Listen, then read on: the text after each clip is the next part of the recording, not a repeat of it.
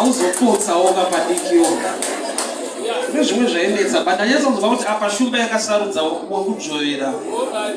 The lion roared against him, not them. Handizivi kuti kusarudza kwavo kwakamira sei. Vari kufamba vari 3. Then a lion came and roared against Samson.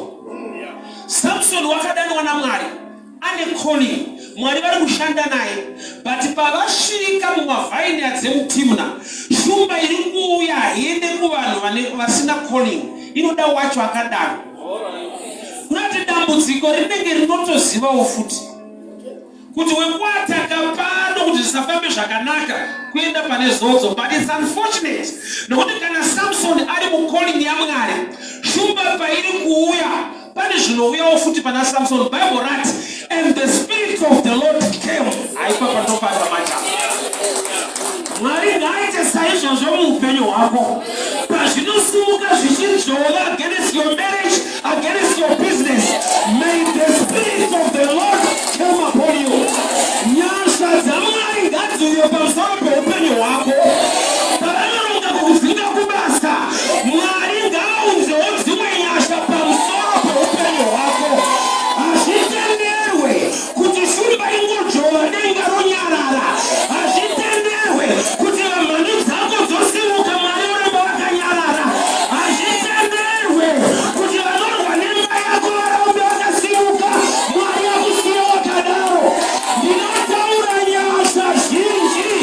The spirit of the Lord must come upon you. Mweya waMwari ngauye pamusoro peupenyu hwako. Vachiita zvavanoita denga ngarione zvokuitawo newo. Hazvitenderwe kuti zvingoitika against you pasina chinoitikawo for you. Zviri kuitika against you haisi nyaya. Pandinomira semuranda waJehovha kuti pasituation yako shumba ngangwe iri kujova, but kune shumba yerudzi rwaDhavhidha, kuna Jesu weNazareta. And the lion yakauya against Samson, but Mwari haana kuti ngazvipere zvakadaro. Pane zvine against your life, but manherano manheru ejudgment, manheru enyasha zhinji. Pane zvinofanirwa kuitika pamari dzako, pabasa rako, pamusoro pemhuri yako. Pane zvinofanirwa kuitika. Mweya mutsvene ngaaburuke. Wakumbira kuti musumuka kushanda. Baba ndinonamata. Pane zviri kusumuka mumabasa evana venyu. Munyika dzavari Mwari kune zviri kuitika. Against the church, against the people. Faithful God, Ancient of Days. Holy One, the God of Israel. Imi makata mungatisiye toga musati pamwe mutsvene. Baba ndinodena denga manherana asi. Ngarizaruke, ngarizaruke. Pane zvinorwa nevana venyu. The spirit of the Lord must come down. The spirit of the Lord must release mercy. Nyasha ngadziburuke. Nyasha ngadziburuke. Kana pane zvinojova nemarezi yako, ndiri kutaura nyasha pamusoro pewanano yako. Kana pane zvinojova against the fruit of the womb, ndiri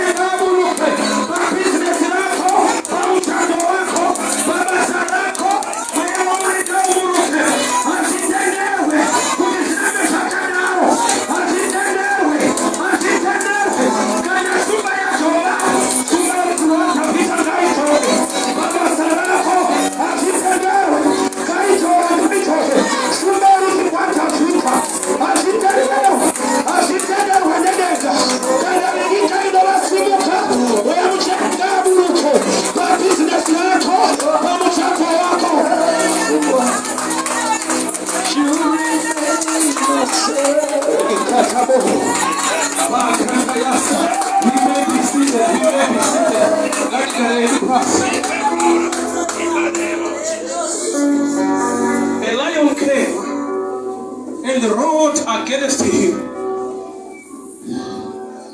And the Spirit of the Lord came upon Samson.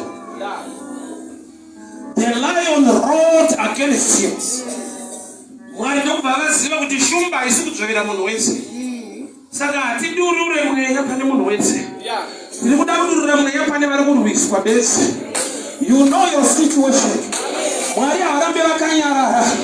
Nokuti vakatendekele ndi baba vako vanokuda. Vari kuziva zviri kuitika. Vari kuziva zviri kudzova zviri kumusha kwako. Kune zviri kudzova zvichiti anodzoka chete asina chaakabata. Arorwe zvakazvita. Inomira semuprofita waJehovha.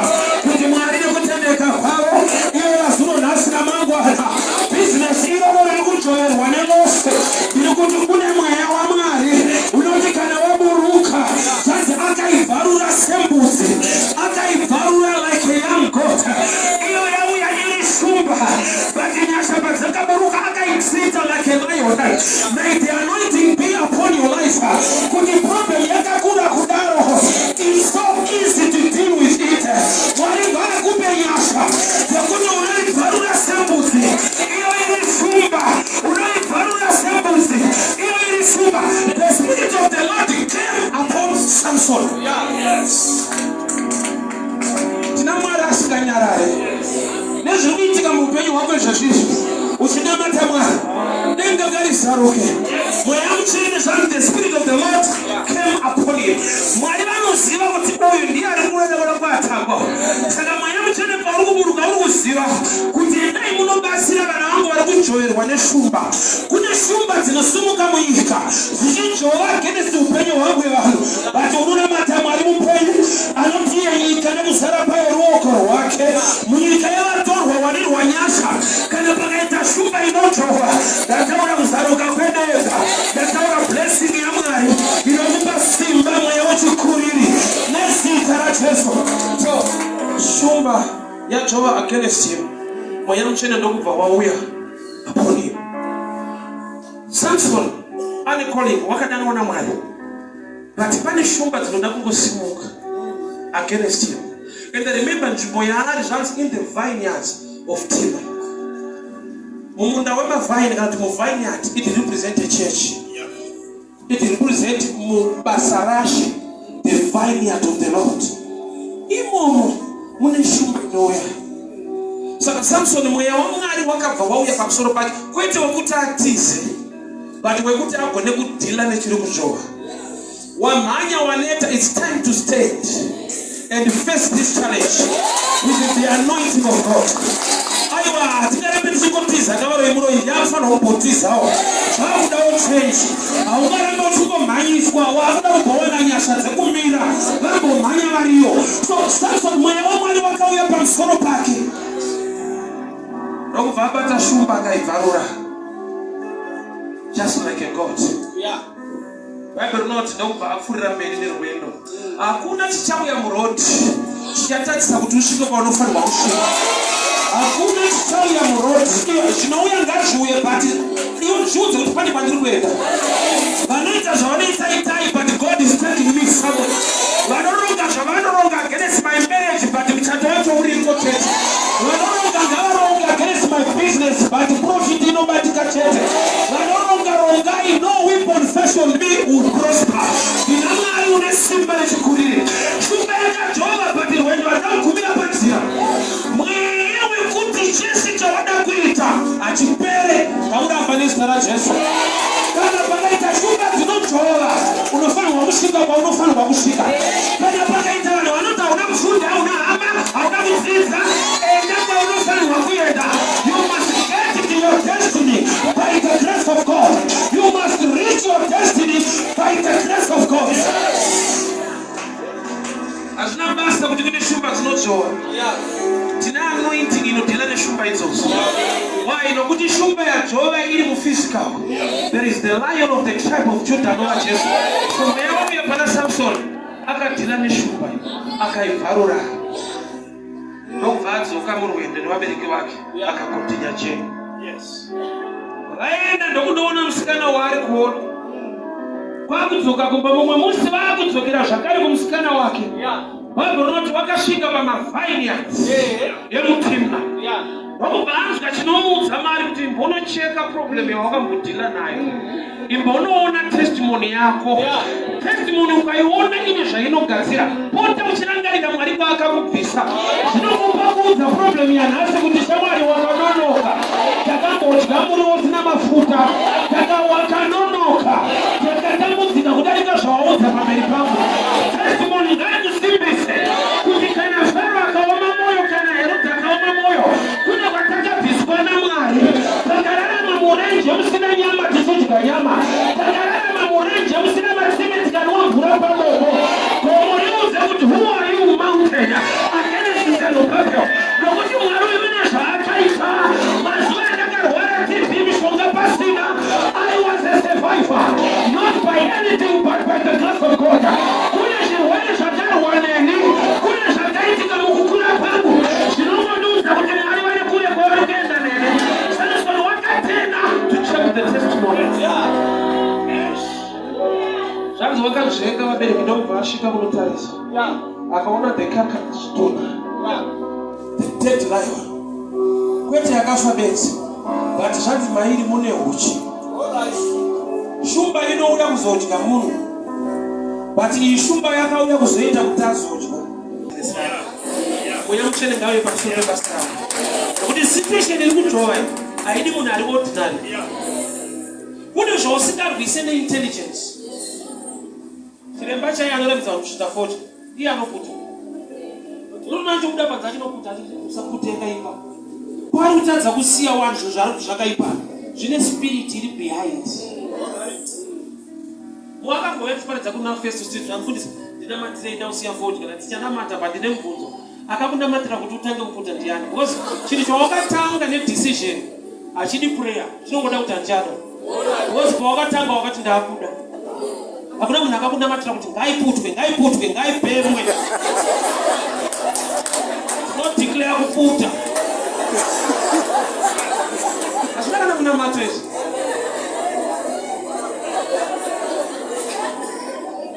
Mumwe ndiakatoti ndipei mavhesi, ndoda kuirega, ndipei mavhesi ataridza 40. Ndikati 40 haidi mavhesi. Iyo pachayo yakatonyorwa sokuiverenga. Yakanzi danger. Yakanyorwa ndokwadza munhu Jesu ndokwadza dangerous harmful. Hapana mashoko akanaka pa40 apakanzi harmful to health, dangerous. Unobva ati pa danger ndikuda vhesi inorambidza danger. Webva wanoti hatisi kudhonza musha.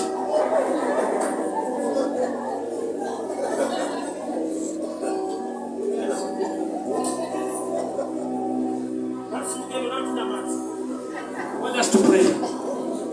Unamato wako newangu ndewekuti Mwari, kune situations dziri kudzowa singade kufunda kwangu, runako rwangu, kugara kwangu, zvakuda kuti mweya mutsvene abate pamusoro poupenyu hwangu. Pane pari kutadza kushanda beauty, murume ari kungoenda ende kwari kuenda kwacho hakuna munhu akanaka kana wegonzoti iya mweya paakaenda kwacho dai kwainoku ukamutadzisa kwaakaenda unogona kunzira tsano marasika. But anonzwa moyo kuenda ikoko. Beauty haisi kumudzora. Intelligence ziripo, but the situation haidi vakangwara inoda vane nyasha. Shumba yakanzova, Samson anongoti ndiri Samsoni ndakadariwa naMwari. The spirit came upon him. Munamato wako newangu manera nhasi ndewekuti Mwari, pane chese chiri kuzodzova against my life, I pray for the anointing to be upon my life. Jesus. Say that. Let us begin to pray. Father, we pray.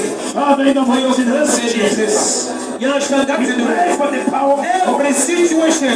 We pray the lion against my marriage, against my relationship, against my God. I pray upon the power of God. Let it be anointing of the Holy Ghost. The Spirit of the Lord to be upon my life. When to deal with this lion, when I can to deal with this lion like a little boy. Life around where someone life around where someone somebody would do another power where someone what in the best what in the master never do the master power you to the master document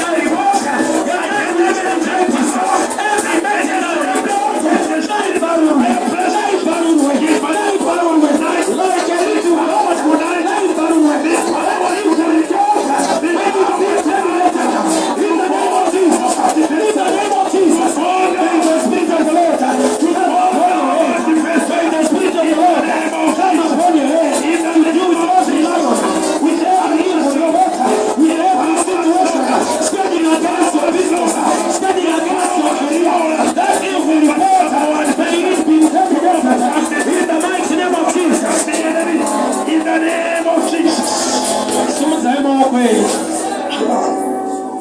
Let me make this declaration. Thank you, Lord. Every report rolling against your life, every medical report, it might be cancer, HIV, diabetes. I speak long life, I speak healing, and I speak health. Report your life far away, like a little goat. Your report your good basa. That our simbaredeka. Says work up varura. Work up varura. Simple silik. Your report your HIV no cancer. You didn't get scuba. Report your cancer no cancer. Hey varura. I terminate that report. I terminate that report. I terminate that report. Like a little goat. Like a little goat. Like a little goat. Little varura.